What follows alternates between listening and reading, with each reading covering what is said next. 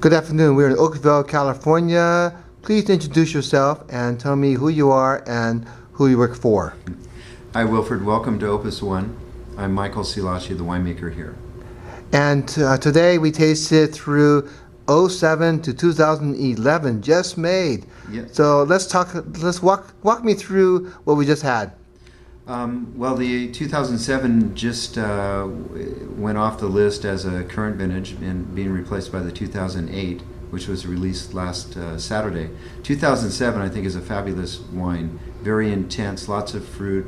The palate is amazing in that it's so well polished and focused.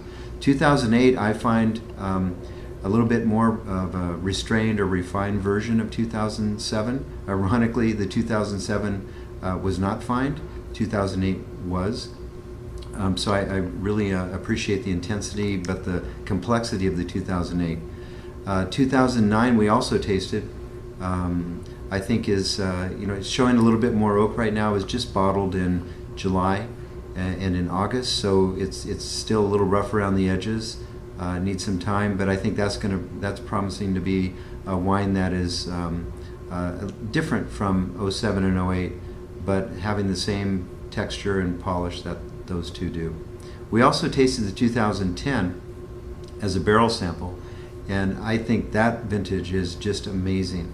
It was such a difficult, challenging vintage, and I really appreciate the more challenging a vintage is, because you really have to read the vintage and stay on your toes.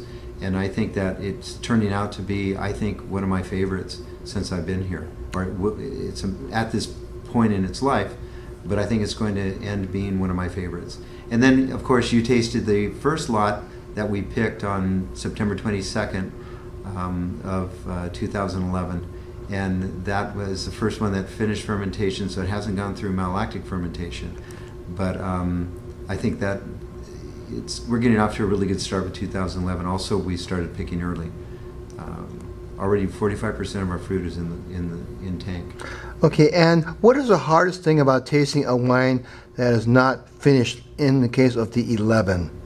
The hardest thing is really to try to subtract what you would look for in a finished wine.